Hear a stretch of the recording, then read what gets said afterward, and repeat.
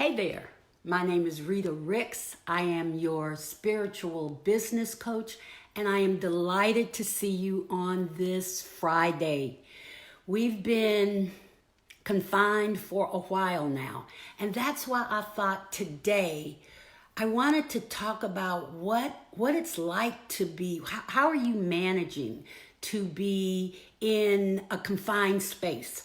I'm sure that my introverted friends are just loving it because you've been telling me that. But my extroverted friends like myself oftentimes are just going nuts. It's like we're just in this one little space. Now, hey, Benita, thanks for coming on. One of the things that I have encouraged you to do, if you can, is to go outside, even if it's in your backyard or your front yard, to be able to be outside, to be in nature, to get some natural light, to get some natural air, to just feel the sun on your face. Hey, Desi, I'm glad that you're on as well. So, but the point that I'm making now, hey, Natalie, the point that I'm making now is that when we're inside, and especially if we're living by ourselves, but sometimes even if we're living by ourselves, we can still kind of feel lonely. We can still feel like there's just nothing going on. And the loneliness may be boredom.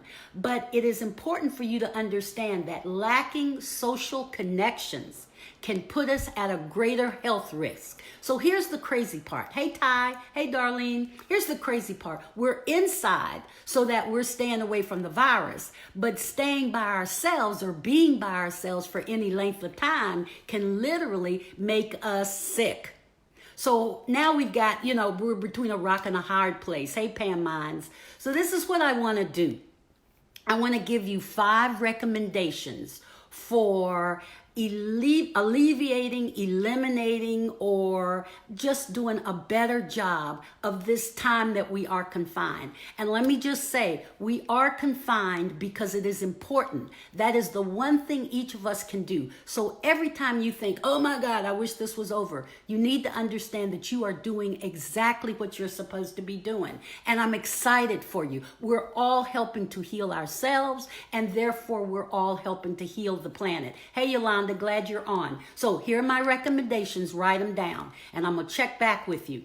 So number 1, encourage and support someone in your community who needs to connect with you. There is somebody out there who needs to hear from you. There is somebody out there who needs to hear from you. And so contact them and do it regularly so that they know that you're thinking about them. So you realize that your contacting them is serving them, it's supporting them, it's encouraging them. So that's number 1.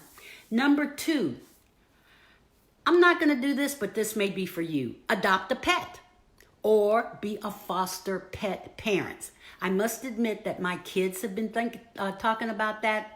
I don't think that's going to happen here, but I do think it's a good idea because sometimes just having a pet, just something else that's alive and walking around, I'm not talking about anything crazy, but certainly a pet would be wonderful for you. Number 3, be creative. This is a time to figure out what else can you be doing? What other gifts do you have? Work on your vision board. We talked about that yesterday. Work on your vision board.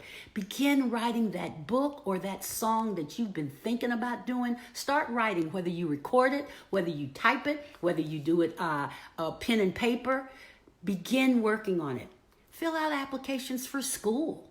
You've been talking about going back. You've been thinking about going back. Do that.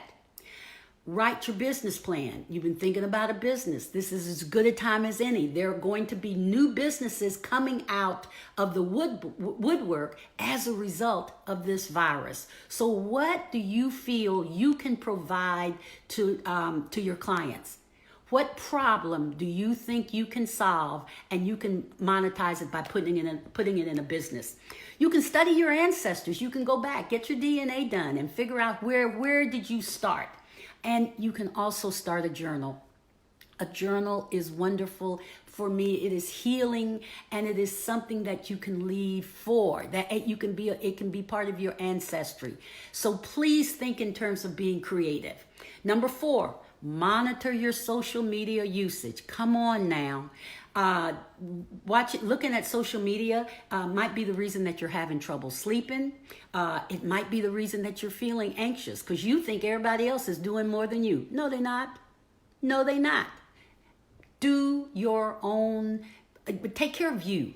Take care of you, and know that watching too much TV or watching too many of the social media platforms will just make you sad. I promise that it will. Sometimes it'll make you laugh, but most of the time, if you compare you with somebody else, it's going to make you sad. And then finally, number 5, reconnect with self-love and appreciation.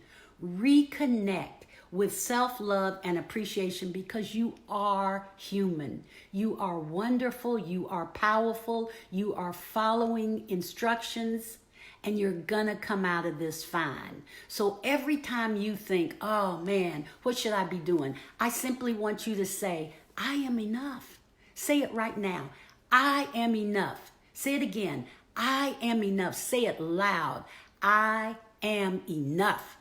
Because you are all that we need to make this planet good. Thank you guys for being on. I appreciate you. Let me know. You can send me an email or whatever. I am at www.speaktoyourspirit.com. Remember, I've got 2 books that would benefit you. One is a journal. The other is a book that simply gives you an activity to do for 365 days. Go to my website. Again, it's www.speaktoyourspirit.com and figure out how I might be able to serve you. Okay? Thank you so much. Let me hear from you. Thanks, Natalie, for saying this is good stuff. Thanks, Willie Mae Hawkins, for saying it's good advice. I appreciate you all so much. I will see you Monday at noon.